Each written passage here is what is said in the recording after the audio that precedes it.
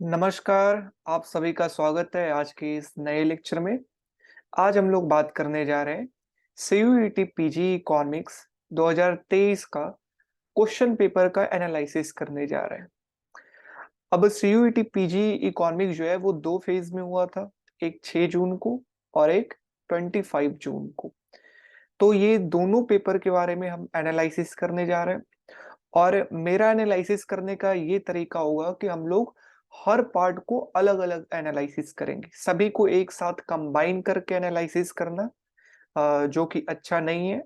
हर part को micro, macro, Indian economy, international growth and development, mathematical, statistical, तो हर एक part को अलग-अलग लेक्चर्स में हम लोग डिस्कस करेंगे और सारे क्वेश्चन को सॉल्व करेंगे और ये देख पाएंगे कि कौन सा पार्ट कितना पूछा जा रहा है और उस पार्ट से कौन-कौन से क्वेश्चन बन रहे हैं, क्या-क्या इंपॉर्टेंट क्वेश्चन है उस पार्ट से, तभी हमें पता चल पाएगा। ठीक है? तो चलिए हम लोग आज स्टार्ट करते हैं माइक्रो इकोनॉमिक्स से कि उसके अंदर क्या क्वेश्चन पूछे गए, क्या-क्या चीजें इंपॉर्टेंट है, कहाँ से पढ़ना चाहिए और कितने क्वेश्चन पूछे जा रहे हैं इस पोर्शन से, तो ये सारे चीज का जवाब आपको इस लेक्चर के अंदर मिल जाएगा। तो चलिए बिना कोई देरी किए हुए हम लोग स्टार्ट करते हैं आज के लेक्चर्स। तो सबसे पहला क्वेश्चन जो पेपर 1 6 जून के अंदर पूछा गया, क्वेश्चन नंबर 34, दैट इज आपका यूटिलिटी फंक्शन दिया हुआ है और आपका बजट कांस्टेंट दिया हुआ है। यूटिलिटी फंक्शन क्या दिया हुआ है? That is your utility function is your X into Y.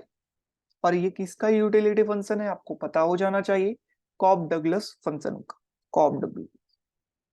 और आपका बजट कांस्टेंट दिया हुआ है, that is M is equal to P X into X plus P price of Y into quantity of Y. ये आपका budget constant दिया हुआ है। तो पूछ रहा है what is the optimal bundle. Optimal bundle क्या होगा कंजम्पशन का? तो ये सबसे पहला बात, ये बेसिक क्वेश्चन है और ये इंटरमीडिएट माइक्रो इकोनॉमिक्स का क्वेश्चन है, इंटरमीडिएट माइक्रो इकोनॉमिक्स। ठीक है? जब हम लोग ऑप्टिमल बंडल का चैप्टर पढ़ते हैं, ऑप्टिमल बंडल एचएल वेरिएंट जो रेड कलर का बुक आता है, तो वहां पर आपको इजिली पता चल जाएगा कि optimal bundle Cobb Douglas function के अंदर क्या होते हैं। तो हम लोग इसे सॉल्व भी तुरंत कर लेते हैं। जैसे we know at optimal bundle we know budget constant in difference curve is tangent to budget constant. We know this कि ऑप्टिमल बंडल के पास क्या होता है कि इन डिफरेंस कर्व जो होता है वो टेंजेंट होता है बजट कांस्टेंट का। And at this point what slope of budget constant is equal to slope of IC. We know this, yes. और बजट कांस्टेंट का स्लोप क्या होता है? यहां पर आपका एम अपॉन पी एक्स और ये यहाँ एम अपॉन पी वाई। अब स्लोप बजट कांस्टेंट का अगर देखे तो स्लोप इज इक्वल टू क्या होता है? Slope of budget constant that is your आपका y में कितना चेंज हुआ और x में कितना चेंज हुआ, y by X that is tan theta. तो y यहाँ पर कितना है? m by P Y. x कितना है? m by P X. आप अगर इसे अरेंज करते हैं ये क्या बन जाएगा? P X by P Y. तो ये किसका आ गया? बजट कांस्टेंट का स्लोप आ गया। अब हमें क्या पता करना है? That is slope of indifference curve, slope of indifference curve. और ये क्या होता है? MRS, MRS. और एमआरएस कहते किसके हैं? इसका formula D by D X और D by D Y, that is marginal utility of X by marginal utility of Y. ठीक है? अब यूटिलिटी फंक्शन आपका दिया हुआ है एक्स इंटू वाई, उसको एक बार डिफ्रेंशिएट करना है एक्स के टर्म में, तो बचेगा क्या? वाई। और y के टर्म में करेंगे तो बचेगा क्या? x। So this is what slope of IC, slope of IC. And we know at optimal bundle, at optimal bundle what slope of budget constant that is px by py is equal to slope of phi c, y by f। अब हम px के form में अगर लिखे तो px is equal to क्या हमारा आ जाएगा, y by X into P Y. तो ये आपका एक ये कुछ रिलेशन आ गया, ठीक है, जिसका ये नाम हम इक्वेशन नंबर 1 दे देते। अब इसके बाद हम लोग क्या करेंगे कि हमारा बजट कांस्टेंट दिया हुआ है क्वेश्चन के अंदर। तो बजट कांस्टेंट क्या है, price of X into X plus price of Y into Y is equal to M. अब हम क्या प्राइस ऑफ एक्स की जगह पे ये वैल्यू पुट नहीं कर सकते हैं? कर सकते हैं। तो चलिए अगर हम प्राइस ऑफ एक्स की जगह पे Y by X into P Y, price of X, ठीक है, और इंटू व्हाट, 1 सेकेंड। तो प्राइस ऑफ एक्स की जगह पे हम लोग क्या पुट कर सकते हैं, प्राइस ऑफ एक्स की जगह पे नहीं, हम लोग इसको गुड्स के टर्म में अरेंज कर लेते, वैसे भी कर सकते हैं लेकिन गुड्स के टर्म में अरेंज कर लेते हैं। That is P X P Y is equal to Y into X. X को इधर अगर लाते हैं तो Y is equal to P X P Y into X. तो ये अब हम लोग क्या करेंगे, y की जगह पे इसको ला करके पुट करेंगे। तो P X into X P Y, अब y का कितना है, P X into P Y into X. तो ये पी वाई कैंसिल आउट, तो P X into X plus P X into X, तो दो पी एक्स इंटू एक्स आ गया, that is your 2px into X. अब हमें सिर्फ x का क्वांटिटी चाहिए कि x कितना क्वांटिटी का होगा, तो हम बाकी 2px को क्या करेंगे, नीचे लाएंगे। तो x इज इक्वल टू क्या आएगा, m बाई 2px, ठीक है, ओके। उसी तरीके से अब x का वैल्यू आ गया, तो हम इस इक्वेशन के अंदर अगर x का वैल्यू को पुट करते हैं, px इंटू पी वाई, और x का value m by 2px, px cancel, तो y का वैल्यू m बाई 2py। तो ये ऑप्टिमल बंडल आएगा। इतना आपको करने की जरूरत नहीं है एग्जाम के टाइम में। आपको ये सिंपल क्वेश्चन है, बेसिक क्वेश्चन है, ये आपको पता होना चाहिए कि कॉब डगलस फंक्शन का ऑप्टिमल कंजम्पशन बंडल जो होता है वो कितना होता है, एम 2/px, क्वांटिटी x का कितना आएगा ये, और क्वांटिटी y का कितना आएगा, m/2py, ठीक है। So option second is our correct, second option, got it. Next one. तो ये क्वेश्चन जो है वो बेसिक है। बेसिक हम 3 पार्ट में क्वेश्चन को डिवाइड करेंगे। सबसे पहला पार्ट जो होगा वो बेसिक। बेसिक का मतलब वैसे क्वेश्चन जो 30 सेकेंड से कम टाइम में सॉल्व हो जाते। तो ये क्वेश्चन आपका ऑप्टिमल बंडल आपके मुंह पे जबान पे होना चाहिए, इसलिए मैं ये बेसिक क्वेश्चन के अंदर इसको डाल रहा हूं, क्योंकि आपको सॉल्व करने की इतनी जरूरत नहीं एग्जाम में, नहीं तो टाइम आपका लेगा। फिर उसके बाद मीडियम क्वेश्चन की अगर हम बात करते हैं, मीडियम, तो मीडियम क्वेश्चन कौन से होंगे, जो 1 मिनट से कम टाइम ही है, और एक एडवांस क्वेश्चन जो होगा वो 1 मिनट से जो ज्यादा टाइम। तो 3 पार्ट में हम लोग क्वेश्चन को डिवाइड करते हैं, फिर देखेंगे कितना मीडियम कितना बेसिक से पूछा गया। नेक्स्ट क्वेश्चन आपके सामने ये रहा, पढ़िए क्वेश्चन को सबसे पहले। The expansion path identifies, expansion path किसे कहते हैं, यही क्वेश्चन पूछ रहा है। तो ये तो सिंपल डेफिनेशन है कि एक्सपेंशन पाथ किसे कहते हैं। तो अगर आपको याद होगा तो हम लोग कॉस्ट मिनिमाइजेशन का अगर चैप्टर पढ़ते हैं HL वेरियन रेड कलर के बुक में, इंटरमीडिएट माइक्रो इकोनॉमिक्स, तो वहां पे क्या है कि लिस्ट, कॉस्ट, आइसोक्वांट और आइसोलाइन, ये चीज होते हैं। आइसोक्वांट, ये isoline, and this is your isoquant. और जहां पर लीस्ट आपका cost contribution of input required, मतलब सबसे कम इनपुट कॉस्ट जहां पर लगे और उस लेवल पे जो हम आउटपुट लेवल प्रोड्यूस कर रहे हैं, वैसे ही सेकेंड में अगर ये लीस्ट कॉम्बिनेशन है और ये हम इतना आउटपुट लेवल प्रोड्यूस कर रहे हैं, तो जब हम ये ऑप्टिमल पॉइंट को अगर हम ये जोड़ते हैं, तो ये हमारा क्या बनता है, that is known as what, expansion path. इसे क्या कहते हैं, एक्सपेंशन पाथ, ठीक है। तो ये हम लोगों को पढ़ना है, that is your basic question from intermediate micro economics, intermediate micro economics, HL वेरियन, ठीक है ना। एचएल वेरिएंट का चैप्टर और उसी के अंदर कॉस्ट मिनिमाइजेशन का चैप्टर है, उसी से question. So our option number 1 is correct, that is various level of various least cost combination of input required to produce various level of output. Okay, हाँ। नेक्स्ट क्वेश्चन आपके सामने ये है, चलिए पढ़िए क्या बोल रहा है। दो स्टेटमेंट है इसके अंदर, बोल रहा है शॉर्ट रन के अंदर मार्जिनल कॉस्ट कर्व जो है उसका जो राइजिंग पार्ट है वो रिप्रेजेंट करता है डिमिनिश मार्जिनल प्रोडक्ट को। डिमिनिश मार्जिनल प्रोडक्ट को मींस हर एक एक यूनिट जब हम लोग एडिशनल एक यूनिट लेते हैं तो वो धीरे धीरे जो है वो टोटल कॉस्ट आपका इंक्रीज होते जाता है, दैट इज डिमिनिश्ड। और दूसरा क्या कह रहा है कि falling part of the marginal cost implies existence of the diminish marginal product. तो देखिए इस क्वेश्चन को समझते हैं। तो ये क्वेश्चन आपका फिगर ड्रॉ करके पता चले।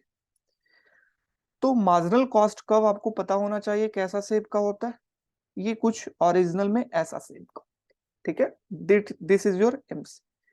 तो पहले क्या होता है कि कोई भी फर्म अगर इनिशियली एक लेबर को एम्प्लॉय करती है, फिर 2 लेबर, फिर 3 लेबर, तो इनिशियली में उनका मार्जिनल कॉस्ट कर्व कम होता है क्योंकि वो इफिशियंट तरीके से वर्क कर पाते हैं, ऑप्टिमाइज तरीके से वर्क कर पाते हैं, दैट्स व्हाई इनिशियली उनका मार्जिनल कॉस्ट कर्व कम होता है।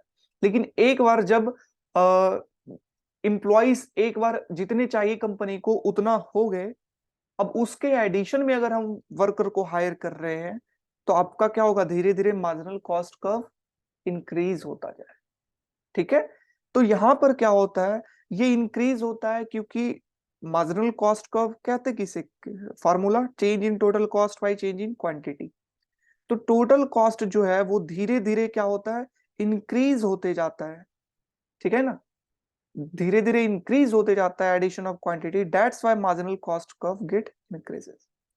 तो डिमिनिश्ड मतलब धीरे धीरे जो मार्जिनल प्रोडक्ट जो है वो धीरे धीरे डिमिनिश्ड होता है, मतलब क्वांटिटी के अंदर जो चेंज है एक एडिशनल यूनिट ऑफ लेबर से वो अब कम होता है, ठीक है ना, दैट इज जो इंक्रीजिंग पार्ट। तो पहला जो है वो सही है स्टेट।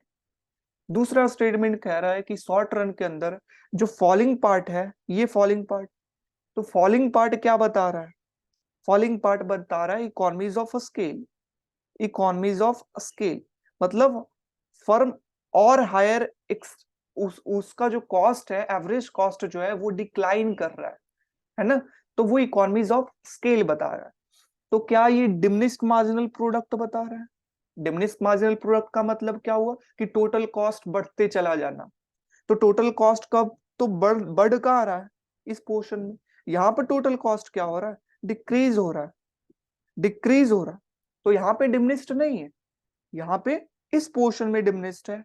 जब राइज कर रहा होगा तो वो डिमिनिश्ड रिटर्न शो कर रहा है, लेकिन जब वो फॉल कर रहा होगा तो वो डिमिनिश्ड नहीं शो कर रहा है, वो इकोनॉमीज ऑफ स्केल शो कर रहा है कि वो और कॉस्ट को कम कर सकता है और ज्यादा आउटपुट को प्रोड्यूस कर सकता है।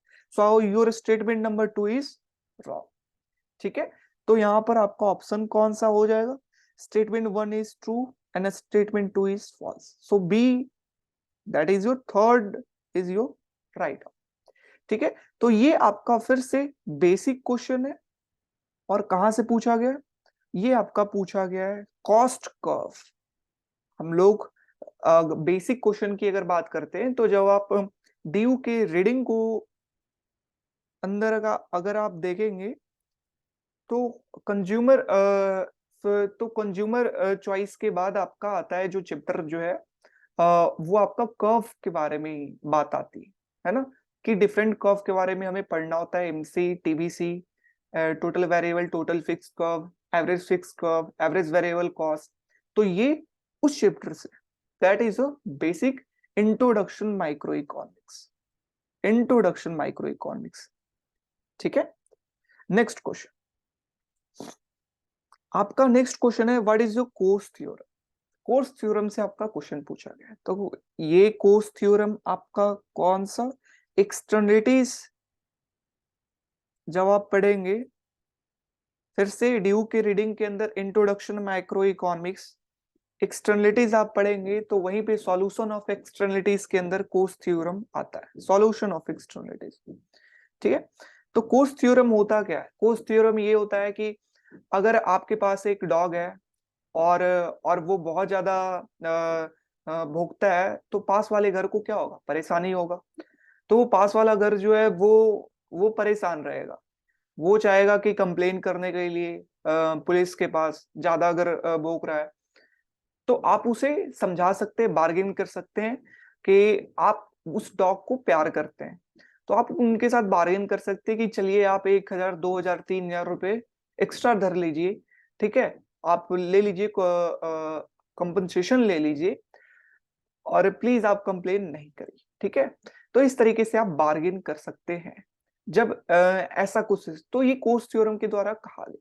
तो वही पढ़ते हैं, Coase theorem state that long as property right and are defined and enforce, bargaining between two parties can be ensure an efficient outcome in the presence of externalities। ये जो डॉग है वो क्या क्रिएट कर रहा है? एक्सटर्नलिटीज मार्केट में create कर रहा है ना, कि दूसरे पर्सन के ऊपर इफेक्ट डाल रहा है, दैट इज जो एक्सटर्नलिटीज, और यहाँ पे नेगेटिव है, तो नेगेटिव एक्सटर्नलिटीज। तो इस एक्सटर्नलिटीज को हम बार्गेनिंग के थ्रू सॉल्व कर सकते हैं, ये कोर्स के द्वारा कहा गया। तो पहला is correct, assertion correct. Reason क्या सही है?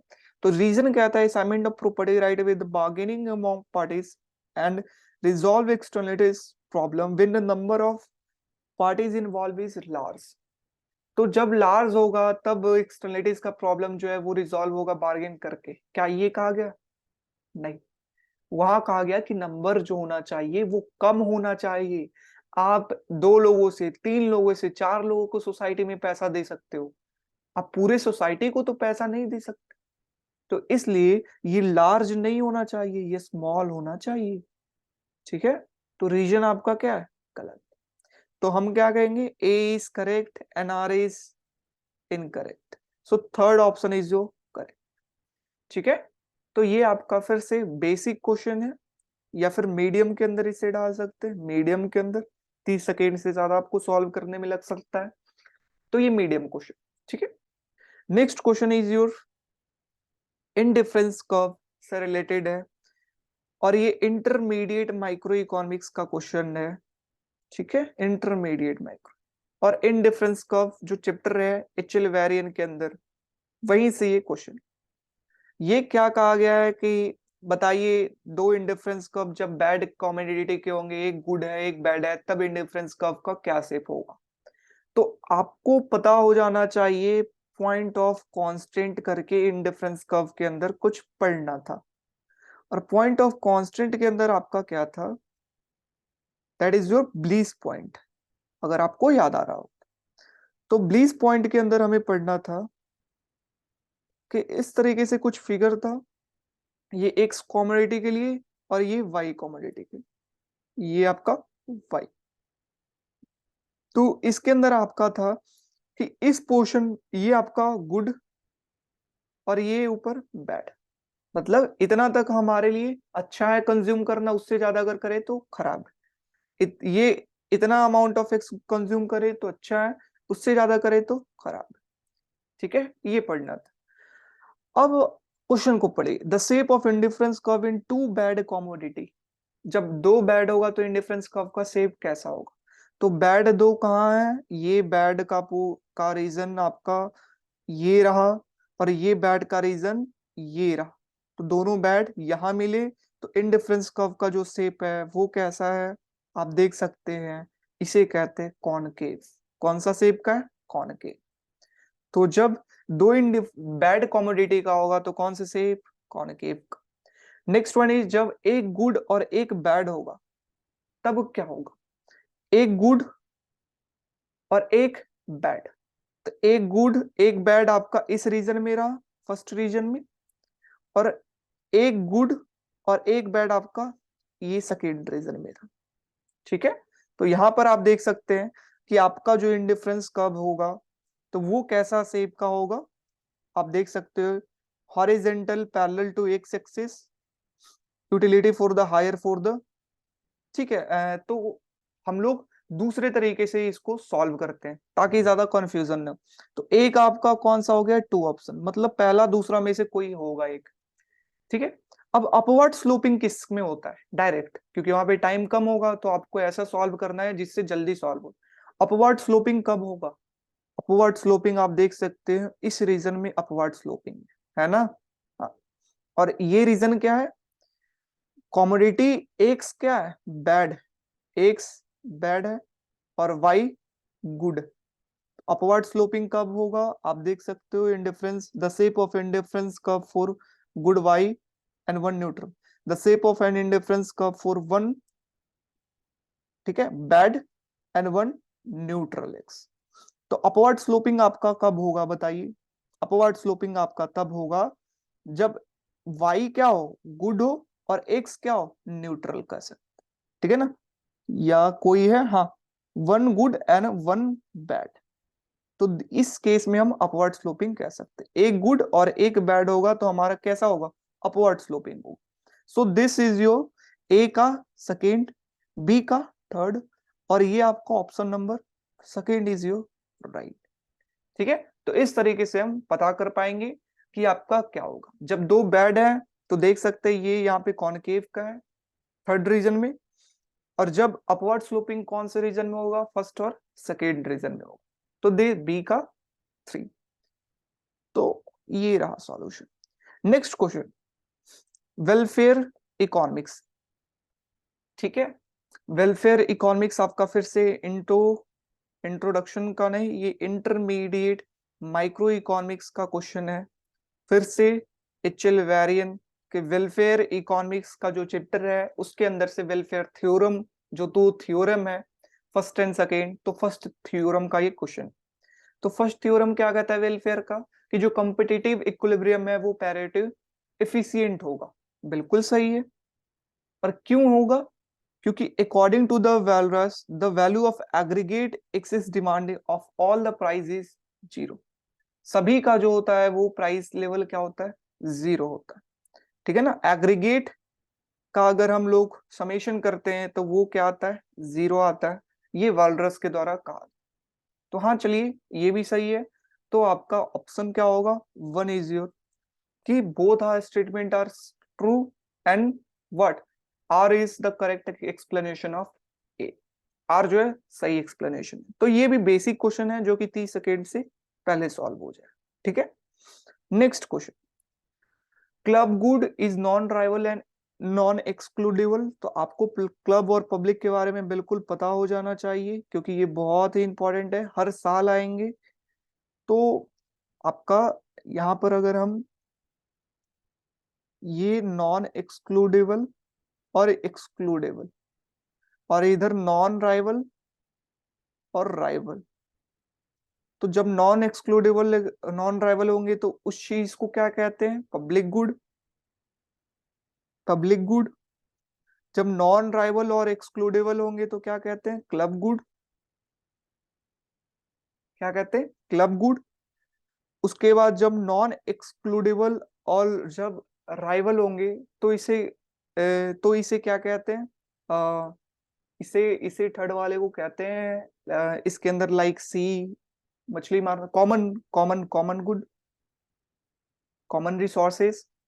और ये जब राइवल एक्सक्लूडेबल हो तो क्या कहते हैं, प्राइवेट गुड। तो अब इस क्वेश्चन को देखिए कि क्लब गुड जो होते हैं वो नॉन राइवल और एक्सक्लूडेबल, क्लब गुड कहाँ है, हाँ, नॉन राइवल होते हैं, नॉन राइवल जी, एक्सक्लूडेबल होते हैं, हाँ सही है। Public good non rival non excludable, non rival non excludable, सही है। लेकिन क्या असर्शन रीजन में क्या ए जो है वो, ए का रीजन सही है बी, तो यहाँ पर तो रीजन क्या है, दोनों अलग अलग है, तो रीजन की बात ही नहीं आती है यहाँ पे। ठीक है, तो दोनों A and are correct, but R is not the correct explanation of A. So you option number second is जो करेक्ट। तो आपका सेकेंड ऑप्शन सही। नेक्स्ट क्वेश्चन, आप देख सकते हैं यहाँ पर डिफरेंशियल इक्वेशन दिया हुआ है, that is your f x is equal to आपका x is equal to b minus a x. तो आपका क्या ये स्टेबल इक्विलिब्रियम है, ये पूछा, is this is a stable equilibrium. तो स्टेबल का इक्विलिब्रियम कब होता है? स्टेबिलिटी तब होती है जब डिफरेंशिएशन ऑफ एक जो भी फंक्शन है उसका लेस देन जीरो है, लेस देन जीरो है। ठीक है, इक्विलिब्रियम पे जो आपका फंक्शन दे रखा है इक्विलिब्रियम पर, तो वो फंक्शन क्या है, उसका डिफरेंशिएशन नेगेटिव। तो आपका फंक्शन क्या दे रखा है, that is f x is equal to what, x b minus a x. F x is equal to, अगर हम इसे डिफरेंशिएशन करें तो हमारा क्या आ जाएगा, बी का वैल्यू जीरो और a constant d x y. तो यहां पर आपका क्या आ गया, माइनस ए। डिफरेंशिएशन क्या है, नेगेटिव। तो ये स्टेबल है, जी हाँ है। ठीक है, हाँ। अब रीजन पढ़ते हैं कि नीचे रीजन बोल रहा है कि डिफरेंशिएशन नेगेटिव है, that's why equilibrium is stable. ये ट्रू, रीजन भी सही है। तो आपका both A and R are true and R is the correct explanation of A. So आप option number 1 is your correct. Getting? हाँ। नेक्स्ट वन, क्वेश्चन क्या बोल रहा है कि डिमांड कर्व और सप्लाई कर्व का है। ठीक है, तो आपका डिमांड एंड सप्लाई, तो कह रहा है कि डिमांड कर्व को अगर हम शिफ्ट करें और सप्लाई क्या हो, steeper. Supply curve steeper, steeper का मतलब आप समझ सकते हो ये खड़ा टाइप का, और डिमांड आपका क्या हो, यहाँ पर ये शिफ्ट हो रहा, शिफ्ट। तो आप देख सकते हो जब डिमांड कर्व D1 से D2 हुआ और जब सप्लाई हमारा स्टीपर है, देन नॉर्मल, नॉर्मल हमारा क्या होता, कुछ ऐसा होता। तो नॉर्मल के केस में देखते प्राइस और क्वांटिटी में जो चेंज है, प्राइस कम चेंज करता, क्वांटिटी ज्यादा चेंज करता। लेकिन जब ये स्टीपर है, जब ये स्टीपर है, स्टीपर, तो स्टीपर होने का इफेक्ट क्या हुआ, इनिशियली आपका क्या है P1 Q1, और स्टीपर होने के कारण क्वांटिटी में देख सकते हैं आपका बहुत कम चेंज हुआ और प्राइस लेवल में चेंज ज्यादा हुआ, P2। ठीक है, ये तो पढ़ सकते हो जब डिमांड, जब supply is steeper, supply steeper होगा, तो जब डिमांड को शिफ्ट करते हैं तो प्राइस जो होगा वो लार्जर चेंज होगा और क्वांटिटी जो होगा वो स्मॉलर चेंज होगा। ठीक है, जब फ्लैटर होगा उसके कंपेयर में, तो देख सकते हैं प्राइस ज्यादा चेंज हो रहा है, क्वांटिटी कम। सो फर्स्ट चीज ट्रू। अब सेकेंड वन, डिमांड को स्टीपर बनाएगा और फिर बोलेगा कि बताइए सप्लाई पे क्या इफेक्ट आएगा। तो डिमांड का वो हमारा क्या है भैया, ये हमारा अब डिमांड कर्व क्या है, स्टीपर है। तो डिमांड कर्व स्टीपर होने का इफेक्ट क्या है कि आपका ये supply curve is your this one, ये आपका सप्लाई कर्व है जो कि शिफ्ट कर रहा है, जो कि शिफ्ट कर रहा है। अब ऊपर ही से शिफ्ट कराएं या नीचे शिफ्ट करा सकते हैं, दोनों करा सकते हैं। ठीक है, एक सेकंड, ये और ये ऊपर से। तो आप देख सकते हैं यहाँ पे प्राइस क्वांटिटी में क्या चेंज हुआ। तो ये इनिशियली P1, ये Q1, फिर हमारा क्या आ गया, दिस इज योर P2 और ये Q2। ठीक है, तो फिर से देख सकते हो कि जब सप्लाई कर्व शिफ्ट करेगा, डिमांड स्टीपर होगा, तो प्राइस का चेंज जो होगा वो लार्जर होगा। ठीक है ना, हम लोग लेफ्टवर्ड इसलिए शिफ्ट किए हैं बिकॉज प्राइस बढ़ेगा कम जब सप्लाई कम होगा, तो that's why we shift leftward. ठीक है ना, ऑप्शन के अकॉर्डिंग, जो रीजन स्टेटमेंट दिया हो उसके अकॉर्डिंग। तो आपका प्राइस का चेंज जो है वो लार्जर है, क्वांटिटी का चेंज जो है स्मॉलर है जब डिमांड फ्लैटर है उसके कंपेयर में, बिल्कुल सही। तो बोथ स्टेटमेंट आर ट्रू। ठीक है, तो इस तरीके से। और ये क्या है, बेसिक क्वेश्चन है, लेकिन मीडियम लेवल का कह सकते हैं क्योंकि टाइम ये आपका 30 सेकेंड से ज्यादा लेगा। और ये बेसिक क्वेश्चन है और ये इंट्रोडक्शन माइक्रो इकोनॉमिक्स है, इंट्रोडक्शन। ठीक है ना, जो कि आपका ड्यू के रीडिंग के अंदर demand and supply initially chapter में मिल जाएगा, तो उसके अंदर आपको ये चीजें पता चल पाएगी पढ़ने में। Next question is your revealed preference. तो ये मीडियम लेवल का क्वेश्चन है इंटरमीडिएट माइक्रो इकोनॉमिक्स से, जो कि चैप्टर रेवेल्ड प्रेफरेंस है उसके अंदर से। तो यहाँ पे अगर x1 x2 कमोडिटी को हम बंडल को अगर हम चूज कर रहे हैं y1 y2 से प्राइस P1 P2 पे, तो हमारा क्या आएगा, जो मोस्ट प्रिफर बंडल जो अफोर्ड हम करेंगे वो क्या होगा, x1 जो होगा वो ज्यादा प्रेफर्ड होगा देन y1 y2। अब ये स्टेटमेंट 2 कह रहा है कि अगर एक बंडल को चूज करे दूसरे बंडल से, तब हम इसे क्या कहते हैं कि जो फर्स्ट बंडल जिसे चूज किए हैं वो रिवेल्ड प्रेफरेंस है टू सेकेंड बंडल। मीन्स यहाँ पर x1 x2 को हम चूज कर रहे हैं तो वो रिवेल्ड प्रेफरेंस होगा देन y1 y2। ठीक है, तो पहला बिल्कुल सही है कि अगर हम x1 x2 को सही कर रहे हैं तो x1 की तरफ ग्रेटर देन का साइन, तो दैट इज करेक्ट। और सेकेंड स्टेटमेंट भी सही है कि एक बंडल को दूसरे बंडल से जब करेंगे तो पहला बंडल जो होगा वो रिवेल्ड प्रेफरेंस होगा दूसरा का। तो both statement are true and your option number 1 is your correct. Okay, next question, price consumption curve. ठीक है, गिफन गुड का क्या होगा, एंड गिफन गुड याद रखना, ये बार बार हमेशा क्वेश्चन आएगा गिफन गुड के ऊपर, this is your important one. तो आपका अगर गिफन गुड का केस बनाए तो गिफन गुड क्या होता है, जो डिमांड कर्व का है उसका अपोजिट है ना, कि आपका जब हम प्राइस लेवल को डिक्रीज करते हैं तो क्वांटिटी क्या होता है, डिक्रीज होता है, और प्राइस इंक्रीज होता है तो क्वांटिटी इंक्रीज होता है, that is given by Giffen good, है ना। तो अगर प्राइस लेवल हम डिक्रीज करते हैं, ये एक्स है, ये वाई है, अगर प्राइस लेवल को हम डिक्रीज करते हैं एक्स का, तो हमारा क्या होता है, जो बजट कांस्टेंट इनिशियली आपका इस पॉइंट पे ऑप्टिमल बंडल था, अब अगर प्राइस लेवल को हम डिक्रीज कर दें तो आपका जो बजट कांस्टेंट होगा वो फ्लैटर बन जाएगा एक्स का, अगर डिक्रीज करें। अब इनिशियली यहाँ पे था, अब हम लेट सपोज कि जो ऑप्टिमल बंडल हमारा है वो इस रीजन में, ठीक है ना, जो इनिशियल था उसके लेफ्ट वार्ड, तब आपका क्या होगा, x1 का क्वांटिटी पहले इतना कंज्यूम हो रहा था और ये क्या, y1 का क्वांटिटी इतना। अब प्राइस लेवल डिक्रीज होने के कारण जो x1 का क्वांटिटी है वो x1 डैश है, और प्राइस और y1 का क्वांटिटी कितना है, y1 डैश, ये y1 डैश। तो आप देख सकते हो कि प्राइस लेवल x का कम होने के कारण x का क्वांटिटी कम हो गया, and that is given by what, given good. और प्राइस कंजम्पशन कर्व का क्वेश्चन है, प्राइस कंजम्पशन कर्व किसे कहते हैं, कि जब हम ऑप्टिमल बंडल जो है उसे अगर हम लोग क्या करें, ज्वाइन करें,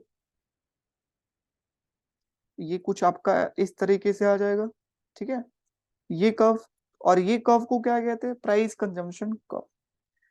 तो क्या है कि गिवन गुड के केस में क्या प्राइस कंजम्पशन कम नेगेटिवली स्लोप होता है, अब देख सकते हो होता है या नहीं, जी होता है, करेक्ट। अब सेकेंड क्वेश्चन है कि all given good are inferior, तो ये भी आपको पता होना चाहिए कि इंफीरियर और गिवन इसके क्या होता है अंदर, तो all given good are inferior, क्या सभी गिवन गुड इंफीरियर होते हैं, देख सकते हो कि ये छोटा पोर्शन है, क्या ये पूरा पोर्शन है, नहीं, but all inferior good are, all given good are inferior but all inferior good are not given, जितना गिवन गुड होता है वो इंफीरियर गुड होता है, तो ये इंफीरियर गुड के क्या अंदर आ रहा है, ठीक है ना, ये इंफीरियर गुड जो है उसके क्या आ रहा है, अंदर आ रहा है। तो हम कह सकते हैं कि हाँ, सब इंफीरियर गुड जो होते हैं वो गिवन गुड होते हैं, बिल्कुल सही। लेकिन सभी गिवन गुड जो है वो इंफीरियर होते हैं, क्या ये जो स्मॉल जो पोर्शन है, स्मॉल जो सर्कल है, क्या ये पूरा सर्कल है, नहीं, तो हम नहीं कह सकते all inferior good are not good, getting, so both statement are correct, option number 4। तो ये याद रखना, ज्यादातर ऑप्शन में क्या होता है कि 1 और 2 में बोथ स्टेटमेंट आर ट्रू, ठीक है, ऑप्शन नंबर 4 नहीं, option number 1 is your true, that is your statement 1 and statement 2 are true. फिर से, all given good are inferior good, सभी गिवन गुड इंफीरियर गुड होते हैं, लेकिन सभी इंफीरियर गुड गिवन गुड नहीं होते, तो ये स्टार मार्क्स डाल लीजिएगा, हमेशा ये क्वेश्चन पूछे जाएंगे इंफीरियर गिवन का। ठीक है, नेक्स्ट क्वेश्चन आपका मैचिंग का आ गया, और ये जो क्वेश्चन है आपका प्राइस कंजम्पशन कर्व आपको तो पढ़ना है, इंटरमीडिएट माइक्रो इकोनॉमिक्स के अंदर आपको प्राइस कंजम्पशन कर्व पढ़ना है, चॉइस के चैप्टर के बाद वाला, फिर से ये एचएल वेरिएंट का क्वेश्चन है। Next question is yo oligopoly से ओलिगोपॉली मॉडल, जो कि इंटरमीडिएट का oligopoly model, intermediate micro economics ऊपर वाला क्वेश्चन जो है वो बेसिक क्वेश्चन है, क्योंकि आपको गिवन गुड का प्राइस कंजम्पशन कब पता होना चाहिए और इंफीरियर गिवन पता होना चाहिए, तो वो बेसिक क्वेश्चन। अब ये इंटरमीडिएट का क्वेश्चन है, देख सकते हैं कि कुन्नेट नैश इक्विलिब्रियम कब होता है। कुन्नेट नैश इक्विलिब्रियम क्या होता है, आप पढ़ेंगे कि ये नॉन कोलिसिव मॉडल है। स्टैकेलबर्ग मॉडल, स्टैकेलबर्ग मॉडल क्या बताता है, प्राइस लीडर्स दैट इज जो पहले मूव करेगा वो उसको एडवांटेज है, ये स्टैकेलबर्ग के द्वारा कहा। किंग डिमांड कर्व क्या एक्सप्लेन करता है, पॉल सीजी के द्वारा दिया गया, that is price rigidity model. और बर्टन मॉडल क्या बताता है, प्राइस लीडरशिप मॉडल। ठीक है ना, तो ये आपका हो गया। आप देखिए कौन सा सही मैचिंग का था, टू, ए का 2, बी का 3, सी का 4, डी का 1। सही है, तो 4 इज योर राइट। ठीक है, तो इसको मीडियम लेवल में डाल सकते हैं, क्योंकि आपको मॉडल पता होना चाहिए कि हर एक मॉडल किसके अंदर आता है, क्या दिया गया, किसके द्वारा दिया गया, क्या उसकी खासियत है उस मॉडल के अंदर। तो ये सारा चीज आपको पता होना चाहिए। मॉडल के ऊपर क्वेश्चन हर बार बनेंगे, इसको भी स्टार मार्क्स डाल लीजिए कि ओलिगोपॉली मॉडल से हमेशा एक क्वेश्चन बनेंगे नेक्स्ट ईयर में। Next one is your natural monopoly. Natural monopoly आपको पढ़ना है इंट्रोडक्शन के अंदर भी और इंटरमीडिएट के अंदर। ये इंटरमीडिएट के अंदर अच्छे तरीके से दिया हुआ है, दैट इज जो मोनोपोली चैप्टर के अंदर लास्ट में आपको, एचएल वेरिएंट के अंदर मोनोपोली चैप्टर में लास्ट में आपको मिल जाएगा। ठीक है, हाँ। तो आपका आता है win the firm, natural monopoly किसे कहते हैं, तो एवरेज कॉस्ट कर्व क्या होता है, डिक्लाइन होता रहता है कंटिन्यूअसली, बिल्कुल सही है। Under natural monopoly economic profit are positive and greater than equilibrium level. Economic profit हमेशा पॉजिटिव होगा, ग्रेटर देन इक्विलिब्रियम लेवल होगा, ऐसा नहीं है कि हमेशा पॉजिटिव होगा। Next one is your A सही है, तो ए सही है तो चाहे तो आप ऑप्शन से देख सकते हो, ऑप्शन से खेलना हमेशा सीखिए कि ए सही है तो चाहे तो ए हो सकता है, चाहे तो 1, चाहे तो थर्ड ऑप्शन हो सकता है। अब हमें डी और सी में सही चेक करना है कि कौन सा करेक्ट है। बी तो गलत ही है, क्योंकि नेचुरल मोनोपोली आईआरसीटीसी का है, लेकिन हमेशा वो पॉजिटिव इकोनॉमिक प्रॉफिट ही रहे ऐसा तो नहीं, वो नेगेटिव के अंदर भी होता है ना, क्योंकि गवर्नमेंट का रेगुलेशन है तो वो प्राइस कम चार्ज करती है, दैट्स वाई वो लॉसेस में रहती। Next one is a market in natural monopoly when a goods is produce most economically by single firm. तो सिंगल फर्म के द्वारा आपका प्रोड्यूस किया जाता है मोस्ट इकोनॉमिकली, मतलब सस्ते दाम में सिंगल फर्म के द्वारा प्रोड्यूस किया जाता है, बिल्कुल सही। इसीलिए एक फर्म रखते हैं ताकि गवर्नमेंट एक के ऊपर ज्यादा अच्छे तरीके से रेगुलेशन कंट्रोल कर पाएगी, हस्तक्षेप कर पाएगी। ठीक है, तो बिल्कुल सही सही।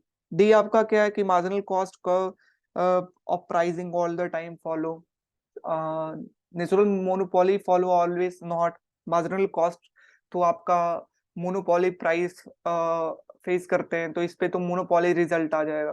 तो A and C is your correct option, that is your third. ठीक है, आपका next question, king demand curve अंदर oligopoly necessarily, king demand curve क्या इंप्लाइज करते हैं, तो किंग डिमांड कर्व फिर से आपका ओलिगोपॉली मॉडल से क्वेश्चन है। 2-3 क्वेश्चन आपको ओलिगोपॉली मॉडल से हर साल मिलेंगे, रिमेंबर दिस। तो ये आपका डिमांड कर्व है, और नहीं, किंग डिमांड कर्व आपका दिया हुआ है तो किंग बनाएंगे। ठीक है, तो किंग डिमांड कर्व आपका कुछ ऐसा रहा। अब एमआर कर्व कैसा होता है किंग के केस में, आपका डिसकंटिन्यूअस रेंज का होता है। ठीक है, आपका डिसकंटिन्यूअस, ये आपका एमआर और ये आपका डिमांड। ठीक है, तो डिसकंटिन्यूअस का होता है, आप पॉल सीजी मॉडल जो किंग डिमांड कर्व मॉडल पढ़ेंगे तो उसके अंदर पता चल जाएगा कि जो एमआर शेड्यूल होते हैं वो डिसकंटिन्यूअस रिजल्ट, बिल्कुल सही। A uh gap in marginal cost schedule, नहीं, मार्जिनल कॉस्ट शेड्यूल जो है आपका, वेट,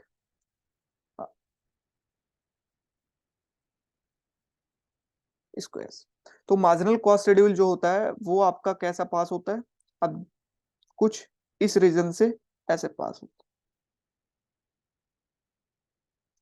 वेट अ मिनट, तो आपका मार्जिनल कॉस्ट शेड्यूल कुछ ये एमसी कर्व हो गया, ठीक है। तो अब हम ऑप्शन पढ़ते हैं और सॉल्व करते हैं। तो क्या बोल रहा है कि discontinuous marginal ways of revenue बिल्कुल सही है, gap in marginal cost schedule गलत है, फॉर्मल कॉलिसिव ये कॉलिसिव प्राइस डिटर्मिनेशन है गलत है, price need not to be ever marginal revenue नहीं, प्राइस मार्जिनल रेवेन्यू के ऊपर होता है, price is greater than MR, है ना। ये एमआर देख सकते हो आप, क्या है नीचे है, then marginal then price level, this is your price level, ठीक। तो ये आपका option number A is only correct, so 2 is your right. Next one, क्या दिया गया, डिमांड कर्व दे दिया गया और प्राइस दे दिया गया और कंज्यूमर सरप्लस पूछ रहा है। तो ये जो क्वेश्चन है फिर से आपका इंटरमीडिएट मीडियम लेवल का क्वेश्चन है और इंटरमीडिएट माइक्रो इकोनॉमिक्स का ओलिगोपॉली मॉडल के अंदर, इंटरमीडिएट के, ठीक है। ये क्वेश्चन आपका फिर से बेसिक लेवल का है, इंट्रोडक्शन से आपका ड्यू के रीडिंग से ये काम बन जाएगा। तो हम क्या जानते हैं, दिया हुआ क्या क्या है कि डिमांड आपका 100 माइनस पी, प्राइस ले 50 दिया हुआ है और कंज्यूमर सरप्लस आपसे पूछा है क्या होगा। तो आप क्या करेंगे, सबसे पहला काम क्या है कि डिमांड कर्व जो दिया हुआ है वो बनाते हैं, ठीक है। अब अगर प्राइस लेवल 0 होगा तो क्वांटिटी कितनी होगी 100, और जब ये 0 होगा क्वांटिटी 0 होगा तो प्राइस कितना होगा 100। तो ये आप 100 का डिमांड कर्व आप बना सकते हैं, 100 एंड 100। अब प्राइस का लेवल आपका दिया हुआ है कितना 50, कि प्राइस जो आपका चार्ज किया जा रहा है वो 50, ठीक है।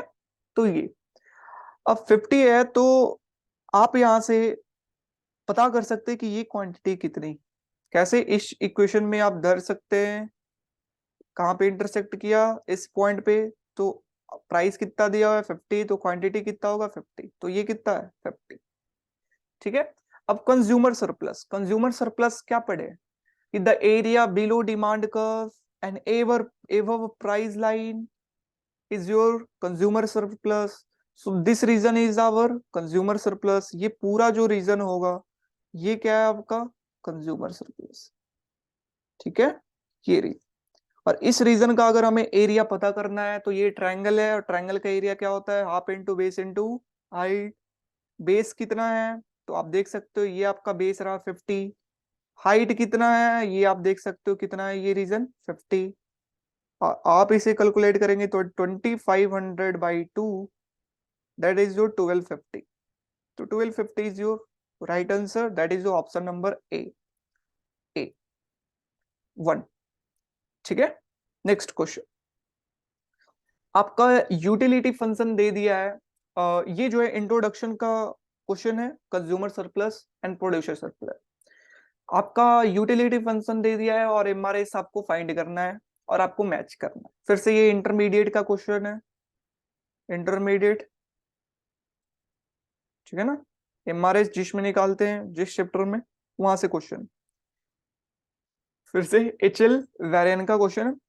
तो यूटिलिटी फंक्शन आपका सबसे पहला कॉप डगलस का दे दिया है, तो इसका अगर आप निकालेंगे एमआरएस, एमआरएस अगर आप फाइंड करेंगे d you y by D x, d you y by D y, तो आपका क्या आ जाएगा, एक्स के साथ इसको डिफ्रेंशिएट करें, x2 क्या होगा कांस्टेंट, और x के साथ डिफ्रेंशिएट करेंगे x1 के साथ, ये x2 x1 के साथ, तो यहाँ पे a-1, वैसे ही नीचे में डिफ्रेंशिएट करें तो x1 को कांस्टेंट धरेंगे और x2 को डिफ्रेंशिएट करेंगे x2b-1। इसको अगर हम अरेंज करें तो a बाई a और b कांस्टेंट है बाहर निकला, ऊपर में x1 को अगर अरेंज करें तो a-1 और नीचे से -a जाएगा, और x2 को अगर अरेंज करें तो b-1 और ये b नीचे आएगा -1। तो ये आपका a बाई b और ऊपर में a कैंसिल तो -1 और नीचे में b भी कैंसिल तो -1, तो पूरे पे -1। और इसको आप इन्वर्स कर सकते हैं a by b x2 by x1, ठीक है। तो आपका कौन सा सही answer, this minus sign, because MRS क्या होता है हमेशा negative, that is your minus. एक बढ़ेगा तो एक कमेगा, एक क्वांटिटी आप बढ़ा रहे हैं तो एक क्वांटिटी को आपको कम करना है। तो पहला का तीसरा कहाँ कहाँ है, सेकेंड थर्ड में। ठीक है, नेक्स्ट इसका अगर सेकेंड का निकाले तो उसी तरीके से हम फाइंड कर सकते हैं हमारे सेकेंड का की D you Y Y D X one और D you Y Y D X two. यहाँ पर अगर x1 के रिस्पेक्ट में अगर डिफरेंशिएट इसको करें तो आपका x2 क्या आ जाएगा, कांस्टेंट, और x1 का 1। और नीचे इसको अगर डिफरेंशिएट करें x2 के रिस्पेक्ट में तो x1 क्या आ जाएगा, कांस्टेंट, और x2 का 1। सो this is your what, this is your option number, ये आपका फर्स्ट हुआ मैचिंग। ठीक है, हाँ।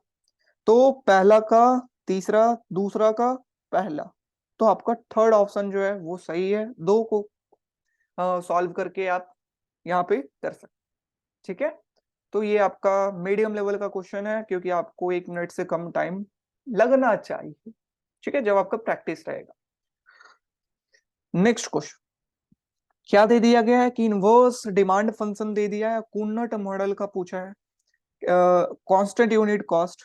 तो जो इनवर्स डिमांड फंक्शन है वो कितना दिया है, 200 माइनस 4Q, और constant unit cost that is total cost आपका 8 दे दिया है कि कांस्टेंट है वो। तो आप दो तरीके से इस क्वेश्चन को सॉल्व कर सकते हैं, मैं दोनों तरीके से आपको सॉल्व कराता हूं। एक तो हुआ कि ट्रिक के तरीके से सॉल्व कर सकते हैं। ट्रिक ट्रिक कैसे कि टोटल कॉस्ट क्या है, कांस्टेंट है, तो मार्जिनल कॉस्ट क्या होगा, 0 होगा। ठीक है, बिल्कुल सही। अब कॉम्पिटिटिव मार्केट में, परफेक्ट कंपटीशन में क्या होता है, P is equal to MC, price 200 minus 4Q, MC का वैल्यू 0, तो ये क्वांटिटी आपकी कितनी आ जाएगी, 50। गेटिंग, तो आपका क्वांटिटी 50 आ गया जो कि इक्विलिब्रियम लेवल पे है ना, परफेक्ट कंपटीशन। अब अगर आपको ये पता होना चाहिए कि कुन्नेट मॉडल के अंदर जो टोटल आउटपुट है, टोटल आउटपुट वो कितना होता है, 2/3। ठीक है ना, कुन्नेट मॉडल के अंदर जो आउटपुट का लेवल है टोटल, तो वो क्या होगा, 2/3 ऑफ परफेक्ट कंपटीशन, जो टोटल आउटपुट है उसका। अब परफेक्ट 2/3 ऑफ 50 अगर हम करेंगे तो 100/3, दैट इज योर 33.33। ठीक है, तो 33 ये क्वांटिटी की लेवल आ गई, जो कि 33 किससे, ये price, Cournot duopoly equilibrium price and quantity, quantity बाद में, तो क्वांटिटी 32 कहाँ है, 33 की क्लोज अराउंड में कौन है, 32, तो सेकेंड इज राइट। और प्राइस को फाइंड कर सकते हैं कहां से, इक्वेशन में धर के 200 माइनस व्हाट 4Q, Q की जगह पे Q का वैल्यू रखेंगे, प्राइस हमारा आ जाएगा 70 के अप्रॉक्स। तो ये आपका हो गया। लेकिन अभी भी 32 है और ये 33 है, तो ये मैं ये ट्रिक बताया कि इस तरीके से आप, कम टाइम होता है तो कम टाइम में आप इस तरीके से सॉल्व कर सकते।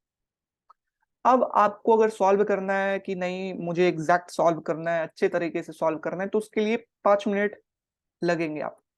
ठीक है ना, 5 मिनट अगर लगेंगे तो अगर आपको अच्छे तरीके से सॉल्व करना है तो दो फॉर्म है, तो फॉर्म 1 के लिए रिएक्शन कर्व ऑफ फॉर्म 1 कैसे हम लोग फाइंड कर पाएंगे, that is pi 1 is equal to total revenue minus total cost, ये तो जानते हैं। हाँ, टोटल रेवेन्यू क्या होता है, प्राइस और इनटू क्वांटिटी Q1 का, Q1 1 की बात कर रहे हैं तो 1। टोटल कॉस्ट आपका क्या आ जाएगा, 8 इंटू जो कांस्टेंट कॉस्ट है क्वांटिटी Q1। प्राइस का लेवल क्या दिया हुआ है आपका, प्राइस का जो है इक्वेशन वो दिया हुआ है 200 माइनस 4Q, कैपिटल Q, क्योंकि Q के अंदर दोनों है, दो फर्म है तो दोनों Q1 Q2 दोनों है कैपिटल Q के अंदर। ठीक है, तो हम कैपिटल Q की जगह पे लिख सकते हैं क्या, Q1 प्लस Q2। ठीक है, और ये आपका Q1 बार माइनस 8Q1। अब ये हम लोग क्या करें, मल्टीप्लीकेशन कर लेते, 200Q1 माइनस 4Q1 का square minus 4Q1Q2 minus what 32Q1।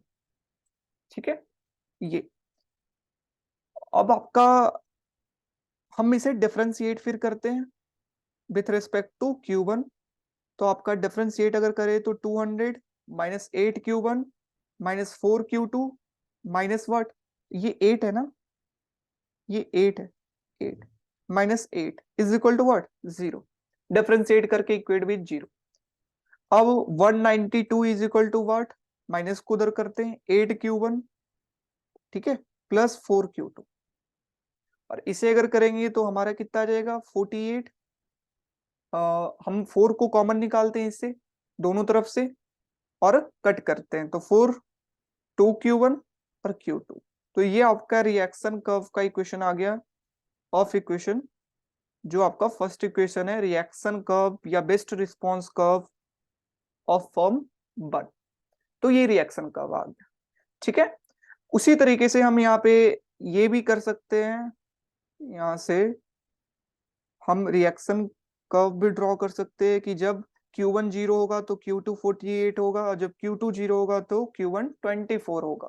तो रिएक्शन कर्व आपका कुछ स्टीपर बनेगा, दैट इज योर यहाँ पे 48 x2 और x1, और यहाँ पे 24। ये अब जब आप फॉर्म 2 की बात करेंगे, फॉर्म 2 का जब रिएक्शन कर्व निकालेंगे सेम तरीके से, that is your TR2 minus what, total revenue total cost of second. लेकिन अब आपको डिफरेंशिएट करना होगा किसके रिस्पेक्ट में, आपको डिफरेंशिएट करना होगा क्वांटिटी 2 के रिस्पेक्ट, और 0 के साथ इक्वेट करेंगे तो आपका जो आएगा रिएक्शन कर्व का इक्वेशन, वो आएगा 48 is equal to Q1 plus 2Q2। मैं ये नहीं कर रहा हूं क्योंकि टाइम ज्यादा, ठीक है ना, टाइम की बात है, लेक्चर फिर लंबा। तो आपका जो आएगा 48 is equal to Q1 plus 2Q2, और आपका जो रिएक्शन कर्व यहाँ पे बनेगा, क्या बनेगा, जब क्वांटिटी ये 0 है तो ये 24 है Q2, और ये 48 है तो ये 0, और आपका रिएक्शन कर्व कुछ इस तरीके से बनेगा, best response of second, reaction curve of first, ये 48 x1 का, और ये x2 24, ठीक है।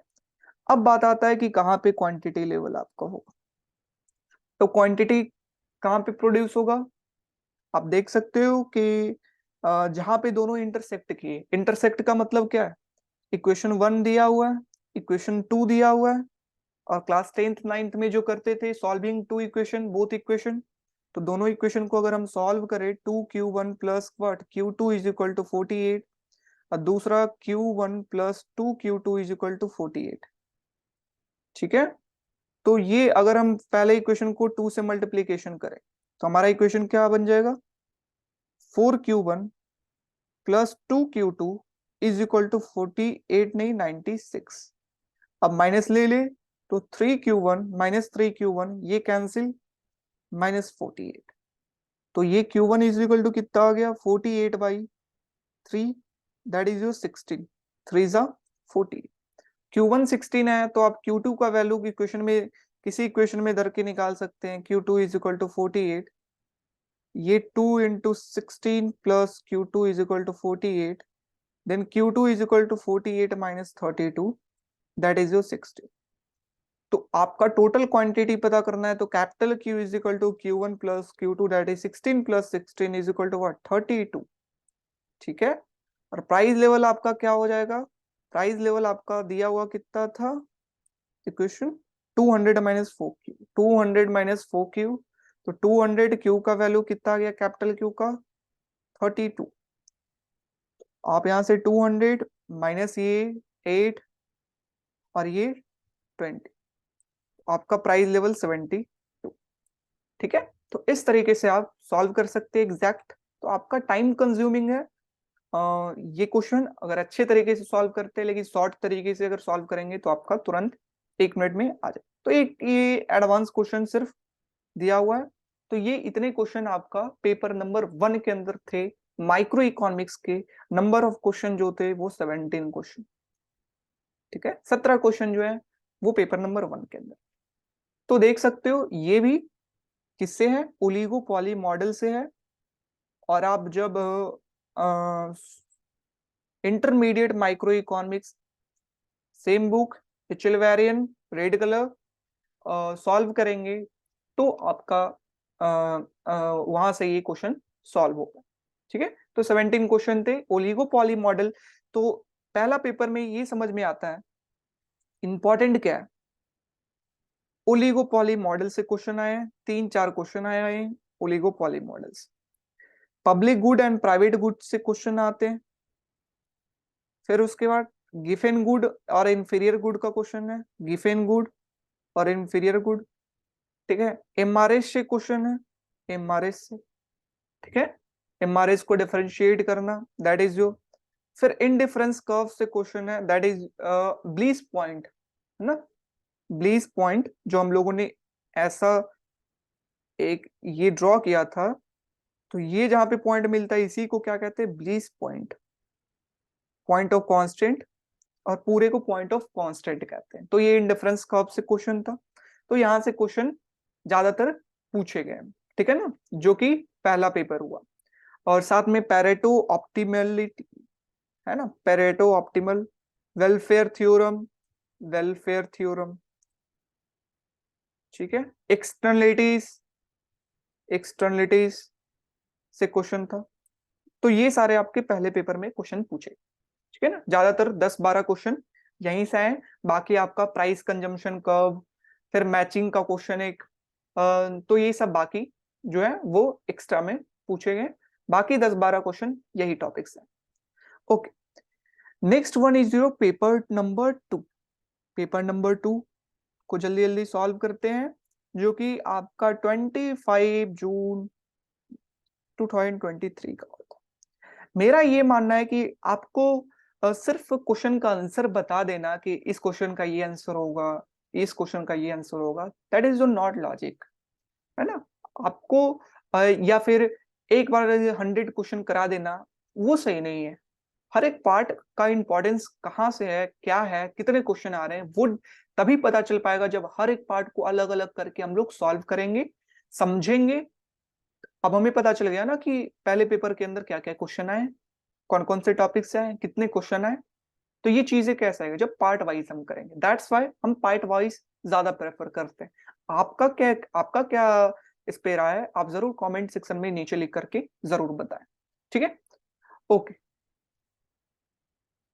नेक्स्ट क्वेश्चन आपका क्या है कि market fail in the presence of, फिर से एक्सटर्नलिटीज का क्वेश्चन है, बेसिक क्वेश्चन है, इंट्रोडक्शन माइक्रो इकोनॉमिक्स से क्वेश्चन है, एक्सटर्नलिटी चैप्टर से। मार्केट फेल कब होगा, जब एक्सटर्नलिटीज होगा, ठीक है, जब एसिमेट्रिक इंफॉर्मेशन होगा। तो दो केस में आपका क्या होता है, मार्केट फेल होता है।